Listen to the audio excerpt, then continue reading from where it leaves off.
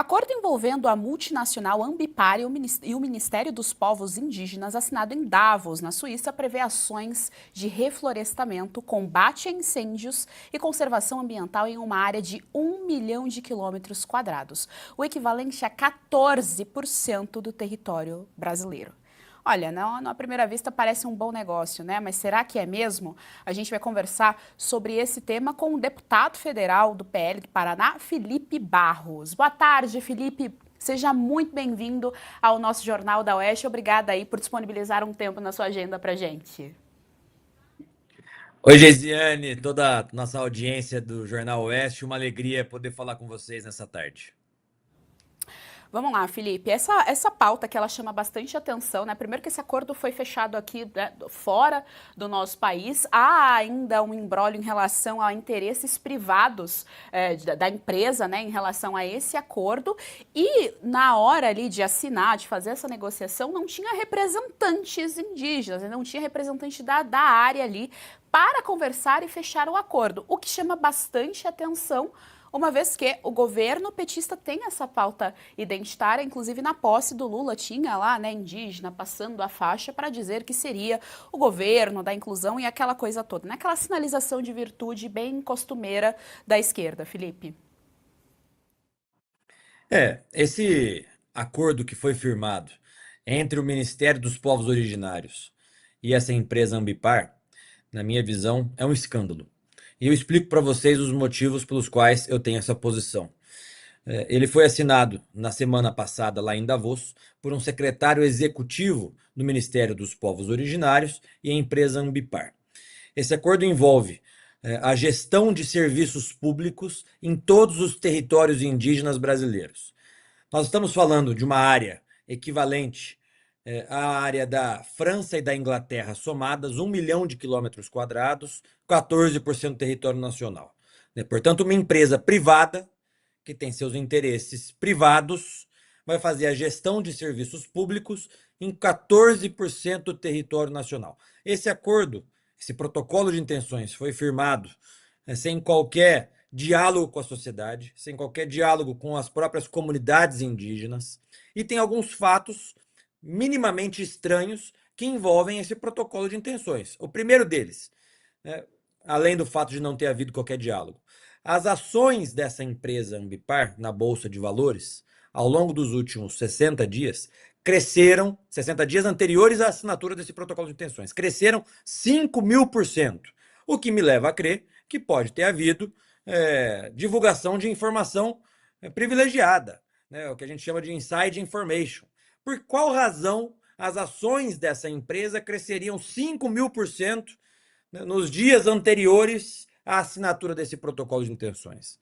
Né, esse é o primeiro ponto. Segundo ponto, as pessoas que estão na gestão da empresa Ambipar são pessoas que têm relação com as ONGs internacionais que estão aqui no Brasil, atrapalhando o desenvolvimento do nosso país ao longo dessas últimas décadas. Portanto, não há qualquer chance desse protocolo assinado lá em Davos ter algum benefício para o nosso país, porque as pessoas estão envolvidas justamente com essas ONGs que atrapalham o desenvolvimento do nosso país ao longo dessas últimas décadas e que têm sido denunciadas por mim e por outros deputados e senadores. Esses são alguns fatos que me levaram, então, a domingo passado, assim que eu fiquei sabendo desse protocolo de intenções, nós acionamos o Tribunal de Contas da União, o Ministério Público Federal, a Comissão de Valores Mobiliários e outros órgãos reguladores para tentar barrar esse absurdo que foi feito. É isso, e ainda vale lembrar aqui que no Senado o acordo também não passou despercebido. Plínio Valério, do PSDB do Amazonas, postou a seguinte mensagem no X: sem licitação ou consulta a lideranças indígenas, o protocolo com Ambipar foi assinado em Davos pelo secretário executivo do Ministério dos Povos Indígenas, Eloy Terena. Ele é braço direito da Sônia Guajajara e advogado da ONG APIB, ligada à ministra. E a gente tem aí, ó, o tweet na tela para vocês verem. Então, assim, a gente está vendo que tem ali, no mínimo, Jorge Serrão, alguns interesses privados, alguma coisa. Vale lembrar ainda que é bastante costumeiro que nesses temas indígenas e tal, Amazônias, ONGs que são de fora do nosso país, sejam ali, tenham uma relação estreita, digamos assim, com partidos da esquerda e administrem essas regiões sem que os indígenas autorizem e tal. E assim, esse debate ainda vai lembrar, né, por que o índio ele é tratado como se ele não fosse um brasileiro, ele está em território nacional, assim, e ele é tratado como se ele fosse algo exótico ali, quase dentro de uma gaiola, e é tratado pela esquerda, justamente a esquerda, Serrão, que diz defendê-lo.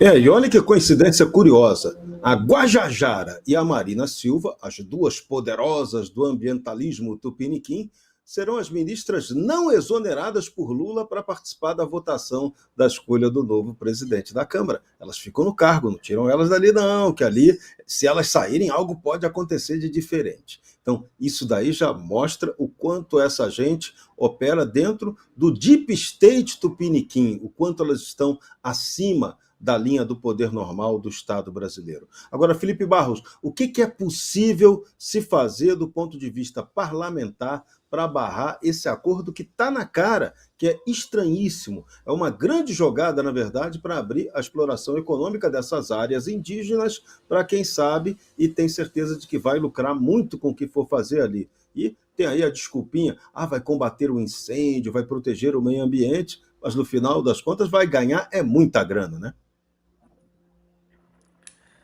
Serrão, você está coberto de razão, porque eu quero lembrar a nossa audiência que essas áreas, né, ou seja, esse 14% do território nacional, 1 milhão de quilômetros quadrados, são áreas riquíssimas em biodiversidade e minérios. Né? Então a gente quer saber de que forma que essa empresa Ambipar seria remunerada caso ela comece a prestar essa gestão de serviços públicos, porque nós não podemos simplesmente acreditar que essa empresa vai fazer isso por caridade. Né? Ela vai receber de alguma maneira. O governo federal vai, então, desembolsar recursos do povo brasileiro para uma empresa privada fazer a gestão que o Estado deveria fazer e não faz e está delegando para uma empresa? Ou então, essa empresa vai poder fazer a exploração comercial de cada uma dessas áreas, inclusive da biodiversidade dos minérios presentes em cada uma dessas áreas. Por isso que eu pedi ainda no domingo a íntegra desse protocolo de intenções que foi assinado, pedir ao Tribunal de Contas da União que faça auditoria completa desse protocolo, porque, veja, se eles assinaram esse protocolo de intenções na semana passada em Davos, significa que já estavam em tratativas, pelo menos ao longo dos últimos meses. Né? Então, eu pedi a íntegra de todas essas reuniões que eles tiveram, quantas vezes estiveram presentes no Ministério dos Povos Originários, a degravação de cada uma dessas reuniões antecedentes da reunião de Davos que culminou na assinatura desse protocolo de intenções, né? E eu vou levar esse caso às últimas consequências. Pedir ao Ministério Público Federal investigação completa também sobre isso. Se precisar fazer ação no Poder Judiciário, nós vamos fazer. Né? Vocês sabem o quanto é difícil lidar com territórios indígenas. Né? Muitos desses territórios, inclusive, para nós, pessoas físicas, que se a gente quer entrar e visitar, você tem que ter autorização da FUNAI, autorização do Exército, autorização de governo federal, governo estadual. Então, como que uma empresa tem um contrato para fazer a gestão de serviços públicos em todas as áreas de todos os estados da federação do nosso país? Né? É inimaginável algo assim. Então, nós vamos investigar e levar o caso às últimas consequências. No Legislativo, se tivermos que aprovar alguma resolução, projeto de resolução para restar inviabilizada essa parceria que foi feita do governo federal com a empresa Ambipar, nós faremos. Diego Tavares, a gente está aqui com o deputado Felipe Barros conversando com a gente a respeito dessa questão aí dos indígenas, né? E todo esse imbróglio e sinalização de virtudes que a esquerda faz em relação à pauta. Vale lembrar ainda, né? Foi mencionada aqui a Marina Silva. Vai lembrar que na época que o Ricardo Salles era ministro do Meio Ambiente, ele sempre era elencado como o pior ministro, como o cara que ia derrubar tudo, ia acabar com tudo, quando na verdade o que ele queria era incluir a população indígena. Olha só coisa absurda. É no meio brasileiro que é o normal a ser feito, né? Pois é, Geise, eu volto a outra crítica histórica da esquerda a respeito de governos de centro-direita e direita. Nos chamam de entreguistas, que nós entregamos tudo no nosso país, a iniciativa privada, e principalmente a iniciativa privada internacional. Exatamente o que nós estamos verificando com esse caso. Diante das falas do deputado Felipe Barros, eu até visualizo uma questão de violação da nossa soberania nacional. E aí eu já aproveito para fazer minha pergunta, deputado. Uma boa tarde a você, primeiramente. Oi, Diego, boa tarde. Não seria caso para abertura de uma CPI no Legislativo, a fim de que se apure, evidentemente, as minúcias dessa parceria, porque isso não é propriamente novo. Esse protocolo não é novidade, é a novidade do momento, mas não é o fato mais novo sobre a Ambipar. Nós tivemos, salvo engano, durante 2024, cerca de 5 contratos fechados com a empresa, 3 deles sem licitação, no valor de aproximadamente R$500 bilhão. Então, isso parece ser uma fagulha de uma fumaça que já existia há algum tempo. Não seria caso para mobilização e abertura de uma CPI? Diego, obrigado pela pergunta, porque o histórico dessa empresa não é dos melhores. Me parece, inclusive, eu estou levantando essa informação exatamente, mas me parece que já foi processado, inclusive, em outros países, por venda de créditos de carbono falsos. Então, o histórico da empresa não é bom, não é positivo. Não há, repito, chances de o Brasil ter qualquer benefício com esse acordo. Algumas pessoas certamente estão tendo benefícios privados, o público ficou para o segundo momento.